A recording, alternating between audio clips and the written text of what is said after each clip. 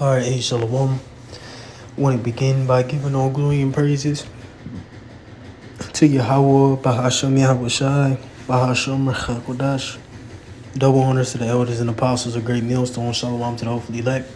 And Shalom to all the Akim, pushing this truth with sincerity. All right, it's your brother Itazwan from the GMS Columbus branch, coming back again with another video through the Spirit. Lord's will it be edifying. And pretty much going to land back off a series of videos.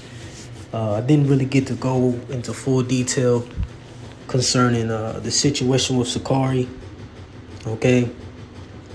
But from what I'm hearing, I'm guessing that these guys are teaching that the lake of fire is somewhere in Israel now, or in Basra, or in Edom. Like I said, I'm not for sure, but I just been hearing a lot of talks concerning the lake of fire, eternal damnation, etc. And pretty much, I just want to tap into Job, the 3rd chapter, okay? Just to get an understanding on what happens when you die, okay? According to the scriptures. And just some basic precepts that we all should know, some milk scriptures. I wouldn't even say milk. In some regards, it's really meat for some, okay? But, through the spirit and power of Yahweh Bahashim Yahushua, we have understanding on what happens when you die. Okay, and we understand that ultimately you do not burn forever in a place called hell or Hades, as it is written in the New Testament. All right, a lot of that is folklore, myth, or mythology, that go back to ancient Greece, Rome, etc., and come from, ultimately, Esau, Edom, and, the heathen nations' understanding of death, or this fictional place that they call hell or Hades, where you burn for eternity. That's bullshit. Okay? That's bullshit. Matter of fact, let's go to Sirach. Oh, man, what's it? Is it 30? Oh, I think it's 20-something. Let me see if I could pull it up. Sirach. Let me just do this real quick. I think it's like 20. So like it gave me 1 second. It's like 20. It's right at the top. Is it 22?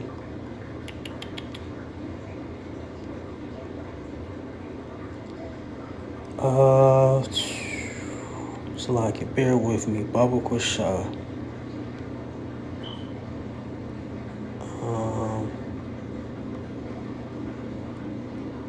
Yep, 17. Come. So this is Sirach, the 17th chapter. At the top it reads, it says, Yahweh created man of the earth and turned him into it again. So when we understand, when you understand the concept of death, you have to understand the spiritual component of it and also the physical component of it. Okay? Let's jump to Genesis, the 1st chapter real quick, or the 2nd chapter. Understanding Adam, okay? And how he was ultimately man out of the ground, so to speak. Genesis 2:9, it says, and out of the ground made Yahweh God to grow every tree that is pleasant to the sight and good for food, the tree of life also in the midst of the garden, and the tree of knowledge of good and evil. Let me make sure this is where I want to get to. One thing I want to jump down or jump up. Let me see, Salakia. Now this is something on the fly. Real quick, Salakia, I got to jump up to 6. Genesis 2:6, it says, but there went up a mist from the earth and watered the whole face of the ground, right, which is, the dew, that watery substance or water that you feel, in the morning, that is on the ground. It's called the dew. Okay, verses 7 it says, and Yahweh God formed man of the dust of the ground, and breathed into his nostrils the breath of life, and man became a living soul. Right. So, we understand that ultimately that man comes from the ground. All right. Or, the physical body, the flesh, okay, comes from the ground. Okay. But, the difference here concerning Adam, like I said, it says, and breathed into his nostrils the breath of life, and man became a living soul. Right. So the Lord blessed Adam with wisdom, knowledge, and understanding. Okay.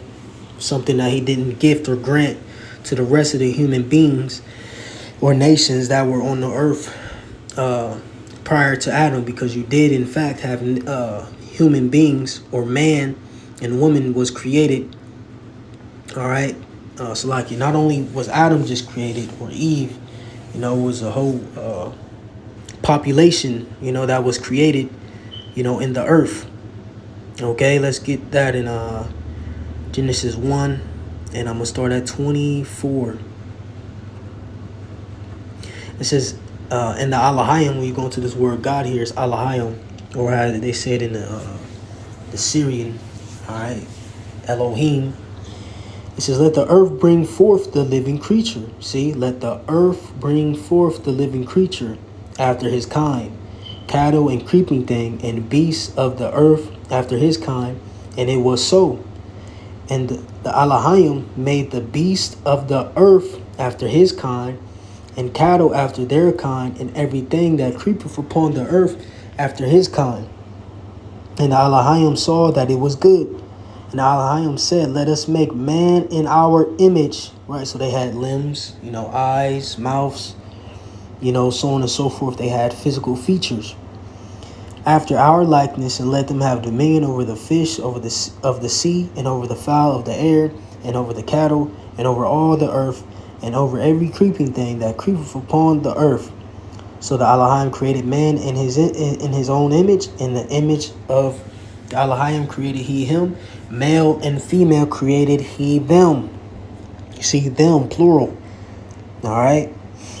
But going back, to verses 24, it says, and the Alahayim said, let the earth, okay, bring forth the living creature after his kind. You see, cattle and creeping thing, and beasts of the earth after his kind, and it was so. All right. All right. So, ultimately man comes from the ground, or the earth. Okay. And then when you go into it further, what was written, or something, or a message given to Adam, all right, concerning, what end up, being the end result, or the punishment, okay, of, Adam and Eve eating from the forbidden tree, all right, or the tree of knowledge, or the tree of good and evil. You see, this is the statement that was written, Genesis 3, verses 18. It says, thorns also and thistles shall he bring forth to thee, and thou shalt eat the herb of the field. In the sweat of thy face shalt thou eat bread, till thou return unto the ground. See?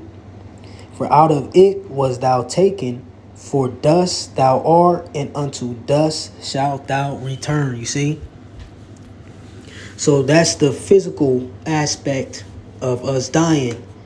Our body decomposes and goes back into the very elements that it is made from. When you understand the periodic table concerning the elements, we pretty much, have majority of those elements within us. Matter of fact, let me do something. Let me see something. I just want to see something. It's like, yeah. Let me see something. Just want to look something up. How many elements are in the human body? The human body contains 21 different chemical elements. These can be grouped into 4 main building blocks: oxygen, carbon, hydrogen, and not nitrogen.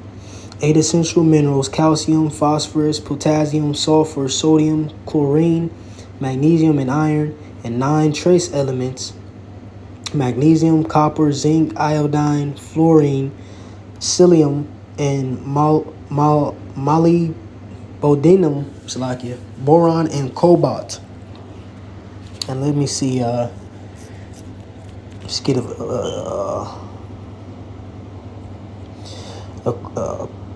image, concerning, these different elements that are in us.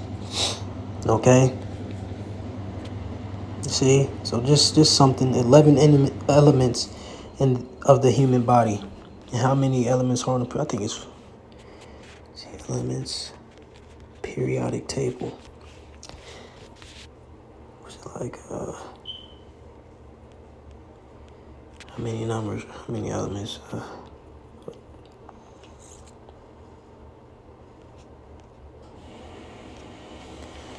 don't feel like counting.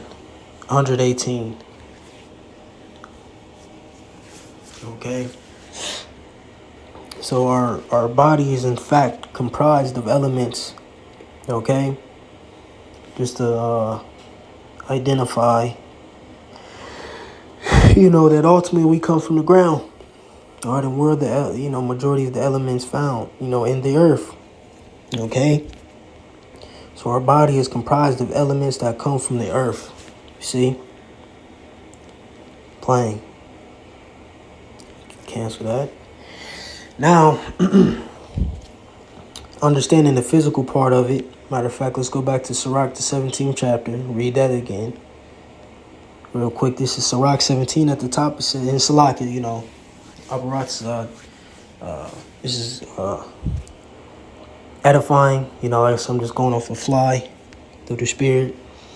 And just going into it. Sirach 17 at the top, it says, Yahweh created man of the earth, turned him into it again. He gave them few days and a short time, and power also over the things therein.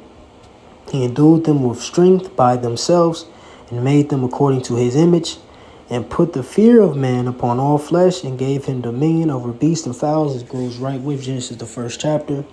They received the use of the 5 operations of Yahweh, and in the 6th place he imparted them understanding, and in the 7th speech an interpreter of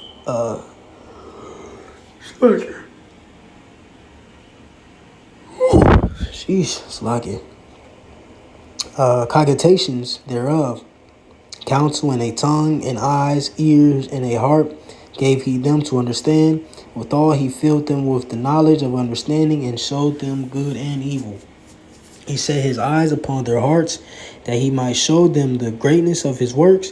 He gave them to glory in his marvelous acts forever, that they may declare his works with understanding.